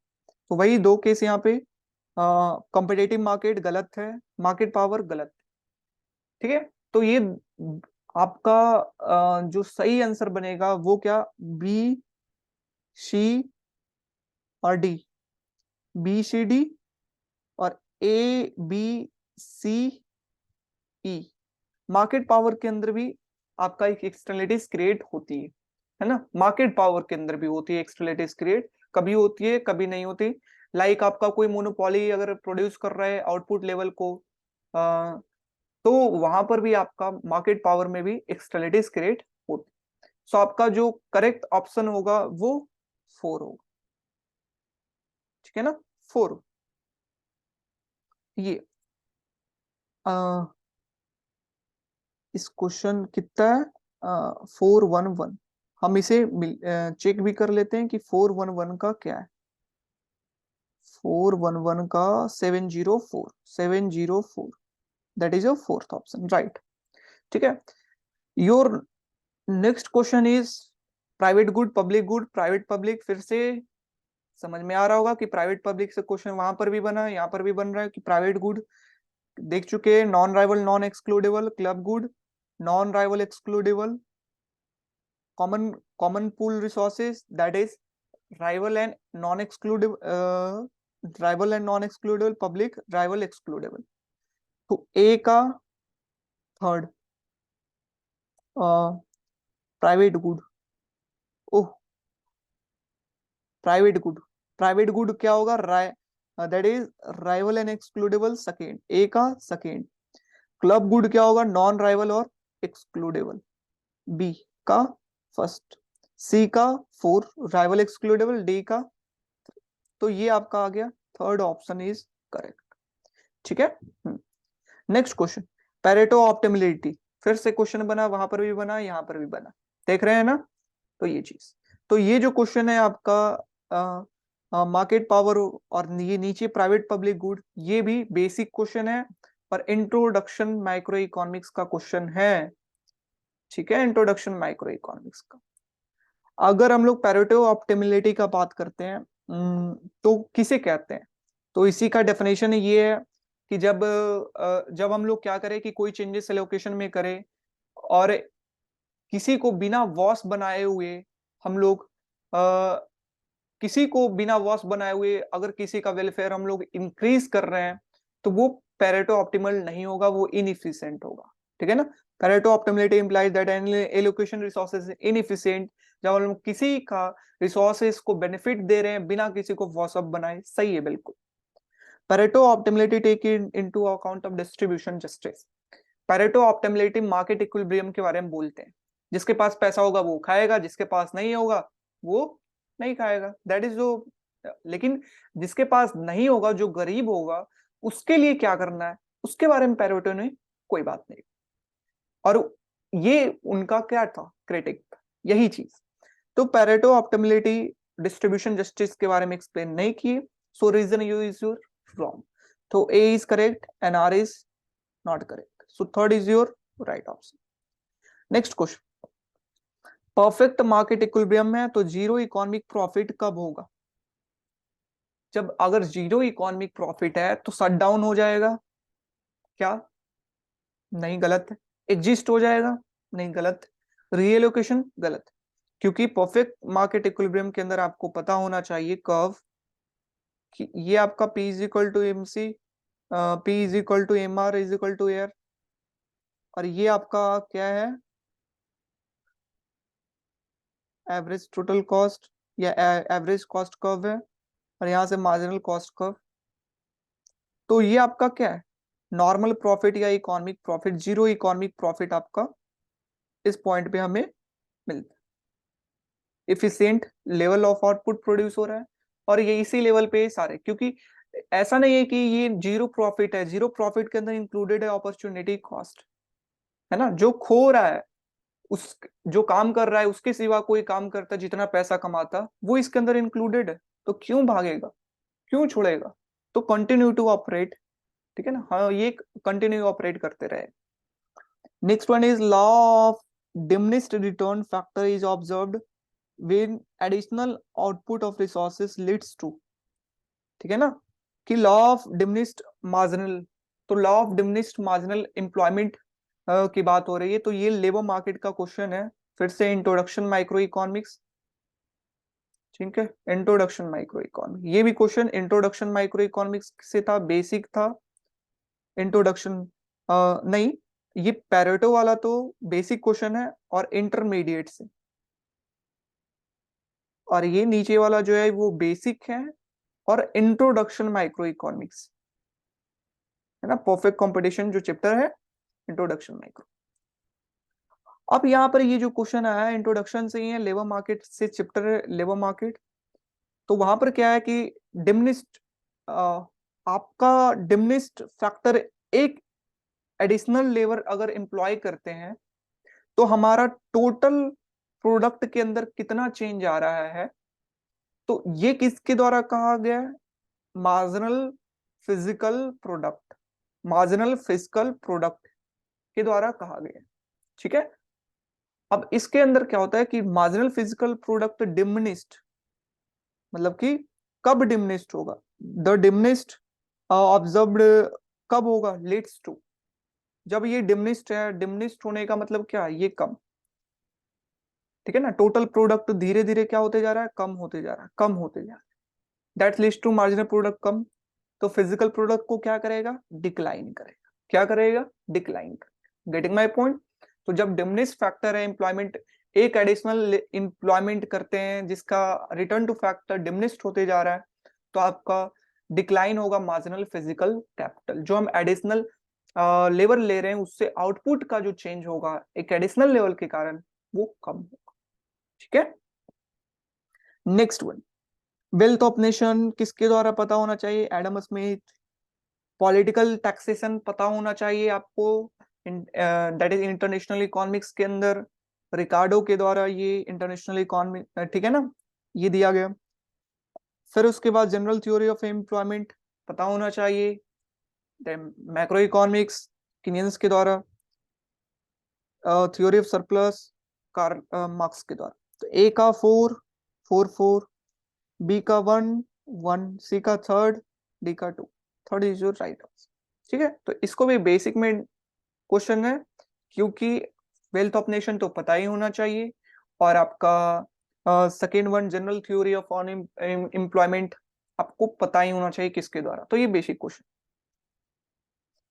Next one is negative externalities leads to inefficient resources, बिल्कुल एक्सटर्नलिटीज का क्वेश्चन है, बिल्कुल सही। ठीक है, नेक्स्ट वन इज योर, क्या बोला है कि मार्जिनल एक्सटर्नल कॉस्ट को अब जब ऐड करते हैं तो प्राइवेट कॉस्ट और इल्ड जो है वो, प्राइवेट मार्जिनल कॉस्ट और सोशल मार्जिनल कॉस्ट हमें मिलता है। जब हम लोग प्राइवेट में ऐड करते हैं मार्जिनल को तो हमें सोशल मिलता है, सही है बिल्कुल। Efficient level of output attend is more than the market equilibrium output. यहां पर से हम देख सकते हैं एक्सटर्नलिटीज के प्रेजेंस में क्या होता है, कर्व को ड्रॉ करके। ठीक है ना, तभी आपको समझ में आए, नहीं तो आपको सिर्फ मैं आंसर बता सकता हूं, समझ में आपको नहीं आएगा। तो अगर हम लोग ड्रॉ करें कर्व को, तो सबसे पहला हमारा ये क्या हो गया,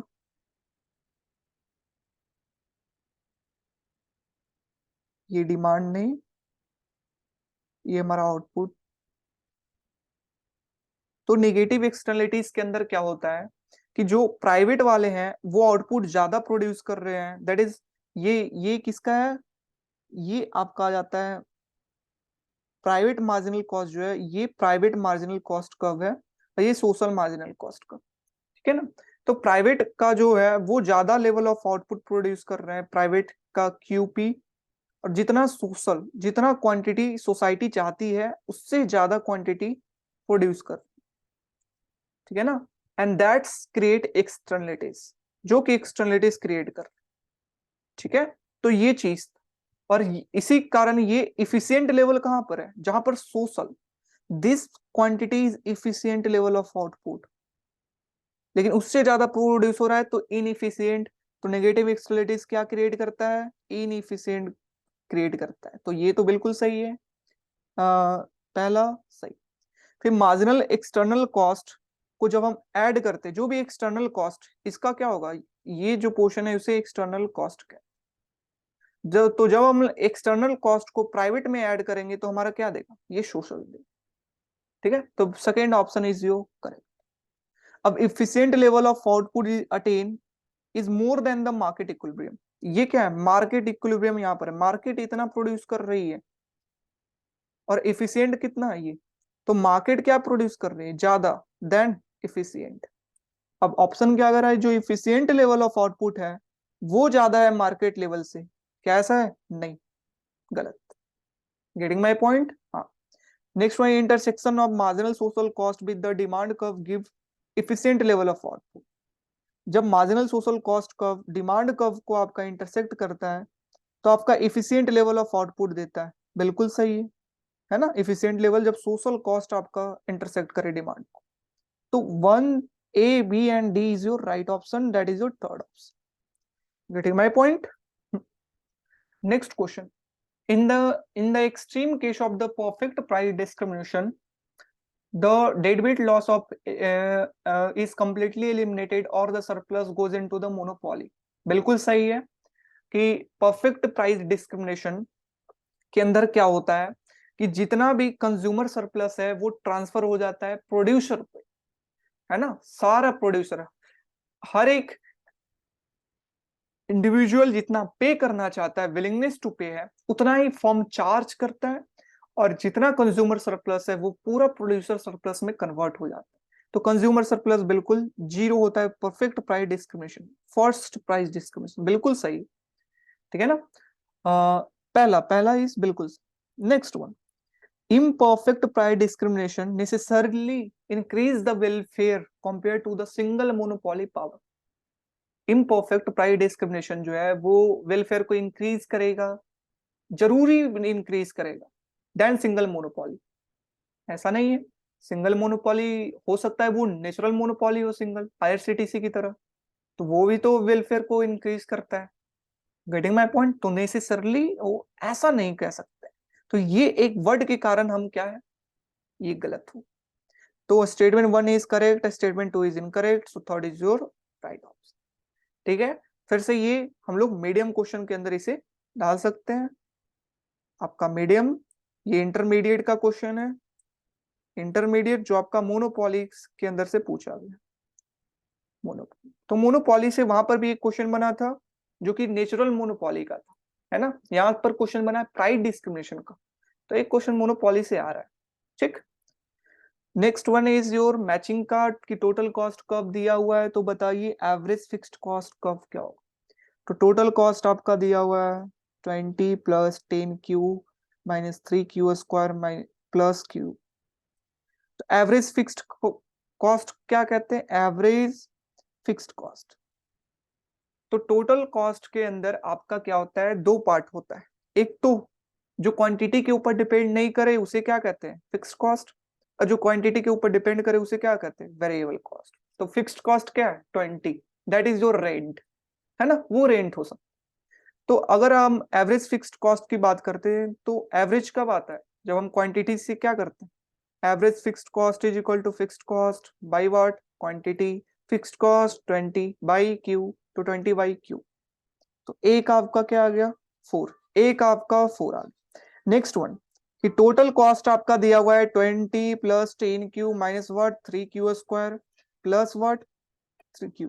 तो पूछा क्या है, मार्जिनल कॉस्ट। तो मार्जिनल कॉस्ट क्या होता है, that is your change in total cost, change in quantity, है ना। तो आपका चेंज अगर डिफरेंशिएट हम इसको करें, डिफरेंशिएशन मार्जिनल कॉस्ट के लिए, तो क्या आएगा, 10 minus 6Q square 6Q plus 3Q square. तो 10 6Q 3Q स्क्वायर का है फर्स्ट, तो बी का ए का 4 4 बी का 1 सी का 2, तो ये आपका सही है। ठीक है, तो option number third is your correct. ठीक, अब ऐसा नहीं है कि बार बार थर्ड ऑप्शन ही आ रहा है तो आप हमेशा नेक्स्ट टाइम भी थर्ड पे, कुछ ना हो तो थर्ड पे क्लिक करके, नहीं, हर बार ये चीज नहीं होती। ठीक है, आपका इनवर्स दिया हुआ है, फिर आपसे क्या पूछा है कि बताइए आपका इलास्टिसिटी इस पॉइंट पे क्या होगा। इनवर्स डिमांड फंक्शन आपका दे रखा है, ठीक है ना। ये आपका inverse demand function P is equal to a minus क्या बी क्यू। तो पूछा है कि इस पॉइंट पे इलास्टिसिटी क्या होगा। तो इलास्टिसिटी यहाँ पे प्राइस दिया हुआ है, तो प्राइस इलास्टिसिटी की बात अगर करें तो हमारा फार्मूला क्या होता है, formula is equal to change in quantity by change in price. तो del Q by del P into what, ये पी बाई क्यू। ठीक है, या ये डेल क्यू बाई पी के, डेल पी की जगह पे हम लोग डिफरेंशिएशन के टर्म में भी इसे लिख, कोई दिक्कत। अब हम क्या करें, अब हमें ये करना है कि डिफरेंशिएशन करना है किसको, जो फंक्शन दिया हुआ है उसको। अगर हम लोग इसको डिफरेंशिएशन करें प्राइस के टर्म में, तो अगर हम लोग D P by D Q अगर हम निकालते हैं तो कितना आ जाएगा, माइनस क्यू। ए का डिफरेंशिएशन 0 और b minus b, sorry minus b, और यहाँ पर क्या है d Q by d P. तो इसको इनवर्स अगर हम लोग करें तो माइनस ये 1 बाई माइनस बी। ठीक है, हाँ। अब प्राइस लेवल क्या होगा, तो प्राइस आपका दिया हुआ है ए माइनस बी क्यू, और क्यू इज इक्वल टू दिया हुआ है A by two B, A B, A by two B. तो हम पुट करके यहाँ पे प्राइस लेवल को फाइंड कर सकते हैं, A minus B into A by two B, B B cancel out, A minus A by two is equal to A by two. तो प्राइस लेवल क्या है हमारा, ए बाई टू। तो quantity कितनी दी हुई क्वेश्चन में, ए बाई टू बी। ठीक है, हाँ। अब हम इसे अरेंज करते हैं 1/1 माइनस बी, और ये आपका क्या आ जाएगा, आपका A by two into 2b by A, है ना, नीचे वाला ऊपर आ। अब यहाँ पे क्या क्या कैंसिल, 2 2 कैंसिल, बिल्कुल, बी बी कैंसिल, ए कैंसिल, बच क्या गया 1। तो -1 अगर हम लोग -1 या 1 अगर हम लोग 1, ठीक है, तो हमारा ऑप्शन 1 4। तो आपका कौन सा 4 इज योर, इस बार थर्ड नहीं ना आया, तो 4 इज योर राइट ऑप्शन, ठीक है। हाँ, नेक्स्ट क्वेश्चन, फिर से हॉरिजेंटल एक्सिस अगर गुड है और वाई वर्टिकल एक्सिस पे है, तो यू शेप्ड इंडिफरेंस कर्व कब बनेगा, यू शेप्ड। तो इंडिफरेंस कर्व की बात आ गई, यू शेप, फिर से हम पिछली बार की तरह ड्रॉ करते हैं। ये आपका पॉइंट ऑफ कांस्टेंट का क्वेश्चन है, ठीक है ना, इंडिफरेंस कर्व का क्वेश्चन। ये आपका क्या था, गुड, याद होना चाहिए आपको, ये गुड, उससे ज्यादा बैड, और वाई से ज्यादा तो बैड। अब बोला यू शिफ्ट का इंडिफरेंस कर्व कब होगा, यू शिफ्ट ये रीजन में, राइट। तो इस रीजन में क्या है आप देख सकते हो, एक गुड है, यू शिफ्ट का रीजन क्या होगा, कौन से रीजन में होगा, एक्स, एक्स क्या है इसके अंदर, गुड है, एक्स का क्वांटिटी, और जो वाई का क्वांटिटी है, जो वाई का क्वांटिटी है वो क्या है, वो एक्स गुड और बैड दोनों हो सकते, और वाई क्या होगा, गुड होगा। गेटिंग माई पॉइंट, वाई जो होगा वो क्या होगा, गुड होगा, वाई जो होगा वो गुड होगा, और एक्स जो है वो गुड और फिर बैड, पहले एक्स क्या हुआ, गुड फिर बैड। गेटिंग, एक्स तो पूरा है ना, एक्स में ये पूरा है, और वाई इतना है, तो वाई क्या है, गुड है, और एक्स क्या है, दोनों। तो option third is your correct, okay. हाँ, तो ये फिर से आपका इंटरमीडिएट का क्वेश्चन है, आप इसको मीडियम लेवल में डाल सकते हैं, मीडियम इंटरमीडिएट का क्वेश्चन है, ब्लीस पॉइंट का indifference curve chapter, bliss point, ठीक है। तो दोनों बार ब्लीस पॉइंट से क्वेश्चन पूछो। नेक्स्ट, फिर से इंफीरियर का क्वेश्चन आ गया। तो इंफीरियर के केस में ये एंगल कर्व जो होता है वो अपवर्ड स्लोपिंग होता है, क्या ऐसा है, इंफीरियर के केस में एंजल कर्व जो है वो अपवर्ड स्लोप, एंजल कर्व किसे कहते हैं कि इनकम में चेंज होने के कारण क्वांटिटी में कितना चेंज होगा, ठीक है ना। और इंफीरियर गुड में क्या होता है कि इनकम अगर इंक्रीज होता है तो क्वांटिटी जो है वो कम होता है, तो इनकम बढ़ा क्वांटिटी कमा, तो ये कैसा आना चाहिए, दैट इज अपोजिट, तो नेगेटिव आना चाहिए। गेटिंग, तो एंजल कर्व कैसा होगा, नेगेटिव होगा, स्लोप्ड, और दिया क्या है, upward sloping, that is wrong. Getting my point. Next one, in the case of the normal good and angel curve is a downward sloping. Normal good, normal good क्या होता है कि इनकम बढ़ेगा तो क्वांटिटी भी एक्स की बढ़ेगी, और दोनों बढ़ रहा है तो ये क्या है, पॉजिटिव, तो स्लोप्ड कैसा होगा, पॉजिटिव एंजल कर्व, तो ये सही है, सॉरी ये भी गलत है, तो दोनों आपका गलत है। तो आपका both statement 1 and 2 are false, second is your right, okay, second. तो ये आपका बेसिक क्वेश्चन है, और एंजल कर्व आपको जो पढ़ना है वो इंटरमीडिएट के अंदर पढ़ना है, इंटरमीडिएट के अंदर, ठीक है। आपको स्टार्टिंग के इन चैप्टर में 6 7 चैप्टर नंबर में आपको ये चीज मिल जाएगा, ठीक है। हाँ, next question, general equilibrium is attained in an economy when the demand equal to supply in all market simultaneously, बिल्कुल सही। जनरल इक्विलिब्रियम उसी को कहते हैं कि डिमांड सप्लाई ऑल मार्केट में साइमल्टेनियसली, है ना, साथ साथ। नेक्स्ट वन, रीजन क्या बोलता है, रीजन बोलता है in general equilibrium relative price can not be determined. General equilibrium relative price के ऊपर ही डिपेंड करता है ना, वो रिलेटिव प्राइस बताता है general equilibrium, not absolute price, है ना। और ये कह रहा है कि रिलेटिव प्राइस को हम डिटरमाइन ही नहीं कर सकते, गलत है ना। जनरल इक्विलिब्रियम हमेशा रिलेटिव प्राइस डिटरमाइन करता है, वही डिफाइन करता है जनरल इक्विलिब्रियम, ठीक है। तो option 1 is correct and R is wrong, so third is your right option. Next one, फिर से जनरल इक्विलिब्रियम कहाँ से पढ़ना है, ये बेसिक क्वेश्चन है और पढ़ना आपको इंटरमीडिएट से। इंटरमीडिएट में जनरल इक्विलिब्रियम का जनरल इक्विलिब्रियम नाम से एक चैप्टर है, वहीं से आपको पढ़ना है, ठीक है। नेक्स्ट वन इज योर फिर से matching, oligopoly model, medium level का क्वेश्चन, ओलिगोपॉली मॉडल से, ठीक है। फिर से इंटरमीडिएट का ये क्वेश्चन है, पिछले बार की तरह फिर से मॉडल से क्वेश्चन आया सेकेंड पेपर में भी। कुन्नट इक्विलिब्रियम की अगर बात करते हैं तो कुन्नट इक्विलिब्रियम क्या कहता है? कुन्नट इक्विलिब्रियम जो कहता है, ये कहता है कि इक्विलिब्रियम एक फर्म इस लेवल पे डिसाइड करता है कि उसका जो कॉम्पिटिटर है वो कौन सा प्राइस आउटपुट लेवल को चूज कर रहा है, उस लेवल पे फिर वो जाकर के अपना आउटपुट चूज करता है। तो ये कुन्नट के द्वारा कहा।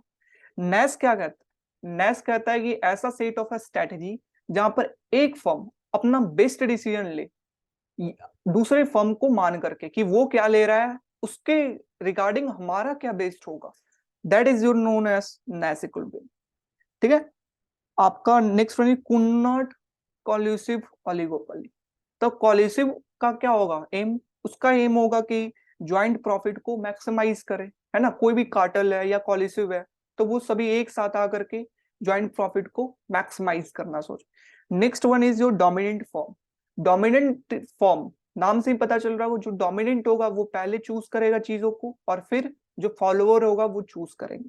तो larger firm set their price to maximize profit, larger firm set करेंगे और उसी के रिगार्डिंग फिर फॉलोअर फॉलो करेंगे। तो आपको पहला का थर्ड, दूसरा का फोर, थर्ड फोर, सी का one, third is your right option, ठीक है। नेक्स्ट क्वेश्चन, नेक्स्ट क्वेश्चन आपका फिर से ये बेसिक लेवल का क्वेश्चन है, इंटरमीडिएट माइक्रो इकोनॉमिक्स एचएल वेरियन का वेलफेयर थ्योरम।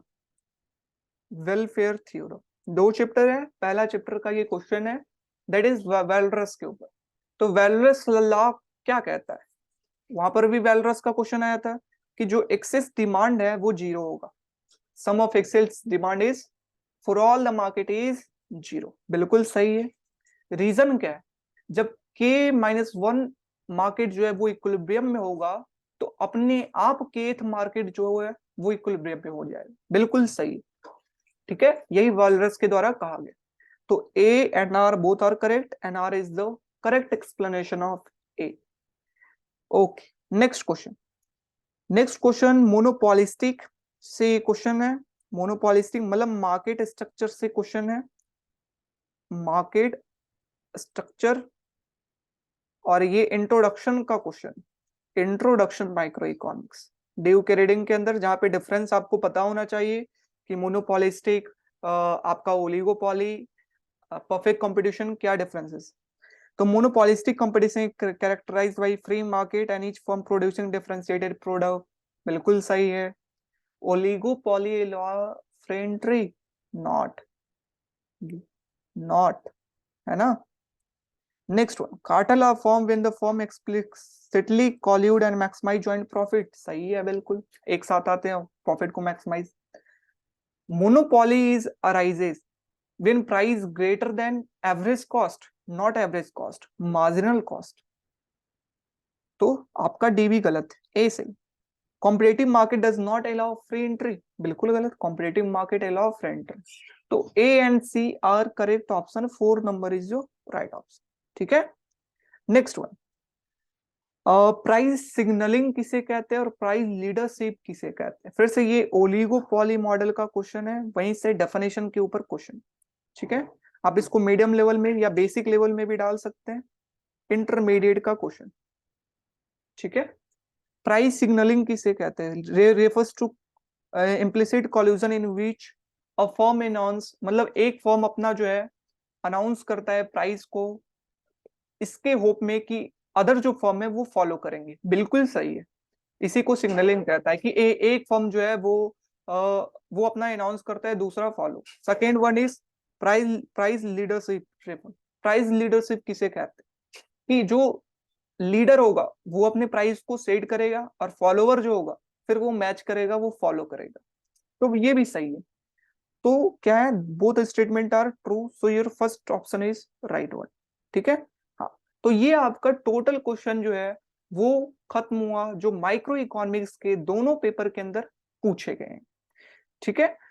तो आप देख सकते हो कि पेपर नंबर 1 के अंदर अगर आप देखे हुए तो बेसिक क्वेश्चन जो है वो 8 है, और मीडियम लेवल जो क्वेश्चन है वो 8 है, और एक एडवांस का क्वेश्चन जो लास्ट वाला था, है ना, एक। तो आपका ये लगभग दोनों बेसिक और मीडियम 50-50 बन रहे हैं। पेपर 2 में बेसिक 10 पूछे गए, मीडियम 7 क्वेश्चन पूछे, तो अप्रॉक्स 50-50% दोनों पेपर में बेसिक और मीडियम का लेवल है ना, 50% बेसिक, 50% मीडियम। अब इंटरमीडिएट और इंट्रोडक्शन से कितने क्वेश्चन पूछे गए? पेपर नंबर 1 में इंट्रोडक्शन से 5 क्वेश्चन पूछे गए, और पेपर 2 में इंट्रोडक्शन से 7 क्वेश्चन पूछे। ठीक है, तो 5 से 7 क्वेश्चन, 5 से ज्यादा ही क्वेश्चन इंट्रोडक्शन माइक्रो इकोनॉमिक जो कि डीयू की रीडिंग है ना से। और आपका पेपर आपका इंटरमीडिएट का क्वेश्चन पेपर नंबर 1 में 12 और दूसरा में 10, तो 12-10 दैट इज 22 क्वेश्चन, 20 के अराउंड जो है वो आपका पेपर 2 इंटरमीडिएट एचएल वेरिएंट, ये आपको कहां से कवर करना है? एचएल वेरिएंट से कवर करना। ठीक है ना, ओलिगोपॉली मॉडल से आपका न्यूमेरिकल्स बन सकता है, आपका एमआरएस से न्यूमेरिकल्स बेसिक पूछ सकते हैं। तो ये हुआ न्यूमेरिकल्स का छोटा, आपका इलास्टिसिटी से न्यूमेरिकल आपका बेसिक पूछ सकते हैं। ठीक है ना, आपका न्यूमेरिकल्स के लिए लाइक आपका कंज्यूमर सरप्लस, प्रोड्यूसर सरप्लस से न्यूमेरिकल छोटा सा बना सकते हैं। तो ये सारे न्यूमेरिकल्स के क्वेश्चन, बाकी आपका थ्योरी है। ठीक है, तो ये आपका हो गया।